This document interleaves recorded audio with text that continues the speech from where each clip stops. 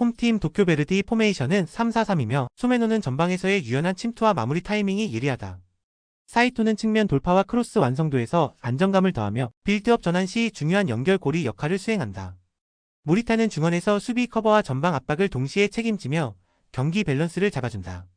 최근 홈 경기에서는 라인 간격이 촘촘해지고 볼 탈취 후 직선적인 역습 전개가 날카롭게 이어지고 있다. 원정팀 요코하마 마리노스 포메이션은 4-2-3-1이며 타니무라는 전방에서 속도와 연계의 플레이를 시도하지만 결정력 기복이 크다. 얀 마테우스는 드리블 돌파와 세트피스에서 날카로움을 보이나 압박 강도가 높은 경기에서는 효율이 떨어지는 경향이 있다. 이노우에는 전개 과정에서 꾸준히 관여하지만 후반 체력 저하 시 실수가 늘어난다. 최근 원정에서는 라인 간격 유지에 어려움을 겪고 중원 압박을 받으면 전방 전개가 급격히 느려지고 있다. 도쿄베르디는 홈에서 압박 강도와 전환 속도가 뛰어나 상대 수비를 흔들 수 있다. 반면 요코하마 마리노스는 최근 원정에서의 수비 불안과 체력 저하가 겹치며 후반부 약세가 두드러지고 있다. 이번 경기는 홈팀이 전술 완성도와 심리적 우위에서 앞서며 결과를 가져올 가능성이 크다. 특히 경기 후반에도 압박 강도를 유지할 수 있다는 점이 결정적인 차이를 만들 것이다. 홈팀 요코하마 FC 포메이션은 3-4-3이며 루키양은 박스 안에서의 위치 선정과 피지컬 경합에 강점을 지닌다. 야마다는 측면에서의 왕성한 활동량으로 공격 전환의 시발점 역할을 하지만 압박이 강한 경기에서는 패스 선택이 급해진다. 코마이는 중원에서 연결고리 역할을 하지만 유리라라의 결장으로 수비 지원과 볼커버 범위가 한층 넓어져 부담이 가중된다. 최근 홈 경기에서도 3선 압박의 구심점이 사라지면 수비 라인이 빠르게 붕괴되는 장면이 반복되고 있다. 원정팀 우라와 포메이션은 4-2-3-1이며 티아고 산타나는 전방에서 강한 버티기와 마무리 집중력을 겸비했다. 마테우스 사비우는 페널티 박스 부근에서 볼 터치와 슈팅 타이밍이 날카로우며 측면 전환 패스 능력도 우수하다. 구스타프소는 중원에서 공수 밸런스를 잡아주며 상대 압박을 빠르게 풀어내는 전개 능력이 돋보인다. 최근 원정 경기에서도 안정적인 라인 유지와 측면 공략 능력을 바탕으로 경기 주도권을 가져오는 장면이 많았다. 요코하마 FC는 핵심 미드필더 결장으로 인해 중원과 수비 라인 간격 유지가 불가능한 상태다. 우라와는 전방 압박과 패턴 플레이로 이런 약점을 집요하게 파고들 수 있다. 이번 경기는 원정팀이 안정적인 경기 운영과 후반 체력 우위를 통해 승부를 가져갈 가능성이 높다. 홈팀 가와사키 포메이션은 4-2-3-1이며 고바야시는 전방에서 침투 타이밍과 마무리 집중력이 뛰어난 자원이다. 마르시뉴는 폭발적인 돌파와 강한 피지컬을 바탕으로 측면에서 경기를 흔들 수 있다. 와키자카는 중원에서 볼 배급과 세밀한 패스 조율로 공격의 방향을 잡아준다. 최근 홈 경기에서는 전방 압박 라인이 높아지고 빠른 측면 전환으로 상대 수비를 넓히는 패턴이 안정적으로 반복되고 있다. 원정팀 후쿠오카 포메이션은 3-4-3이며 우스이는 제공권과 마무리 집중력을 겸비했지만 전방 지원이 원활하지 않다. 코노는 중원에서 수비 가담이 빠르지만 공격 전개 시 전방 연결 속도가 떨어진다. 시게미는 활동량은 많으나 결정적인 찬스에서 마무리 효율이 떨어진다. 최근 원정에서는 수비 블록이 무너지면 재정비가 늦고 전환 상황에서 뒷공간 노출이 잦다. 가와사키는 홈에서 전술 완성도와 압박 강도를 동시에 보여줄 수 있는 팀이다. 후쿠오카는 원정에서 수비 재정비가 느리고 압박을 당하면 전개가 끊기는 약점이 있다. 이번 경기는 홈팀이 안정적인 전술과 경기 운영으로 승리를 가져갈 가능성이 높다. 영상이 이해가 안 되시거나 이외의 다른 경기 분석 및 조합이 궁금하신 분들은 아래 고정 댓글로 편하게 말 걸어주세요.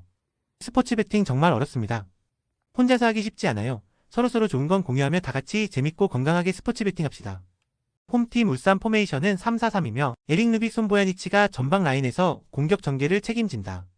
윤종규가 부상으로 이탈한 가운데 새로 부임한 신태용 감독은 인도네시아 대표팀 시절 주력했던 3백 전술을 기반으로 팀을 재정비하고 있다. 김영권, 정승현, 이재익, 서명관, 트로야크 등 수비 자원이 풍부해 3-4-3 유지 가능성은 높지만 전술 색깔을 곧바로 입히기엔 시간이 절대적으로 부족하다. 결국은 답답한 공격력을 보여주다가 교체 투입이 유력한 말컹에게만 단순히 크로스를 띄우는 운영으로 흐를 공산이 크다. 중원에서의 볼순환과 압박 회피 속도가 더뎌 강한 압박을 받으면 전진 패스 루트가 쉽게 차단될 위험이 있다. 신태용 감독의 첫 경기라는 부담감까지 겹쳐 공격 템포가 일정하게 유지되기 어려울 수 있다. 원정팀 제주 포메이션은 4-3-3이며 유리, 조나탄과 티아고가 전방에서 마무리와 연계를 모두 소화한다. 남태희는 번뜩이는 움직임으로 하프 스페이스를 집요하게 파고들며 울산의 수비 라인을 흔드는 데 특화되어 있다. 중앙 미드필더 이창민은 강력한 오른발 중거리 슈팅 능력을 갖춘 캐논 슈터로 하프라인을 넘어선 순간 울산의 조현우를 위협할 수 있다. 김학범 감독은 라인 간격을 압축하며 압박과 전환 속도를 끌어올리는 전술적 완성도를 이미 시즌 중반에 맞춰놨다. 측면 자원의 오버래핑 타이밍과 이선의 침투가 유기적으로 맞물려 수비 전환이 느린 울산을 공략하기 적합한 구조다. 후반 막판에도 압박 강도를 유지할 수 있는 체력 관리가 돋보이며 이 점은 무더위 속 경기에서도 유효하게 작용할 수 있다.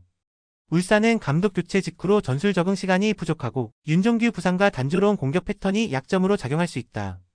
제주는 하프스페이스를 파고드는 남태희와 중거리포를 장착한 이창민을 앞세워 울산의 수비 라인을 지속적으로 압박할 수 있다. 조직력과 체력, 그리고 전술 완성도에서 앞서는 제주의 흐름이 경기 결과를 결정지을 가능성이 높다. 홈팀 강원 포메이션은 4-4-2이며 가브리엘과 김대원이 전방과 측면에서 공격의 핵심 축을 담당한다. 강투진은 세트피스 상황에서 강력한 제공권과 피지컬로 위협을 가하며 상대 수비를 압도하는 공중볼 경합 능력을 갖췄다. 김대원과 모재현의 양측면 돌파와 크로스는 강원의 가장 날카로운 무기이며 이 속도와 타이밍은 김천의 풀백 라인을 흔드는 결정적 요소가 될 수 있다. 중원에서 서민우를 중심으로 한 전환 플레이가 부드럽게 이어지고 있어 전방 압박과 연계의 플레이가 동시에 살아난 흐름이다. 특히 세트피스와 측면 침투가 동시에 가동되면 김천 수비진이 간격 유지에 애를 먹을 가능성이 크다.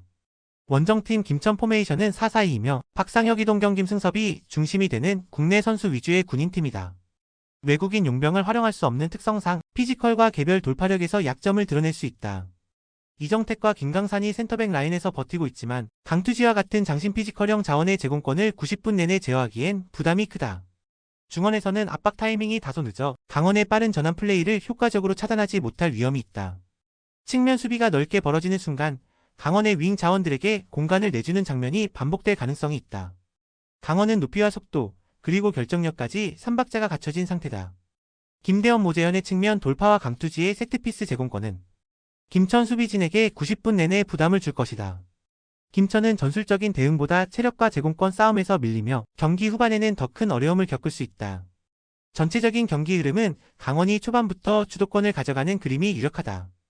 홈팀 몰대 포메이션은 4-3-3이며 굴브란센은 순간적인 침투 타이밍과 박스 안 움직임이 탁월한 전방 피니셔다. 헤스타드는 중원 중심에서 볼 전개와 압박 조율을 동시에 수행하며 리듬을 끌어올리는 키플레이메이커다. 그라나스는 수비 뒷공간 커버와 대인 마킹에서 민첩한 반응을 보여주며 라인 컨트롤에 있어서도 기민하다.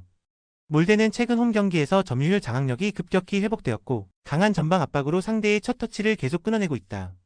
원정팀 한칸 포메이션은 3-5-2이며 소라스는 제공권 위주의 피지컬 플레이에는 강하지만 역방향 수비 회귀 속도가 아쉽다. 비치 넬스는 전진 패스를 통해 연결 고리를 만들려 하지만 전방 압박에 노출되면 턴오버 빈도가 급증한다. 로알드 소이는 박스 근처에서 기회를 노리지만 연계보다는 단독 해결 비중이 높고 볼 없는 움직임은 예측 가능하다. 게다가 함캄은 3백 전술을 유지하고 있음에도 사이드 커버에 반복적인 구멍이 생기며 수비 간격이 허술해지는 장면이 잦다. 몰대는 지금 전술 구조가 매우 정교하게 돌아가고 있다. 전방에서의 압박과 후방 커버, 그리고 측면 공략 루트까지 모두 안정적이다. 반면 함캄은 이미 수비 집중력과 압박 대응에서 무너지는 흐름이 반복되고 있다. 이 경기는 몰대가 초반부터 주도권을 움켜쥔 채 끝까지 밀어붙일 그림이 유력하다.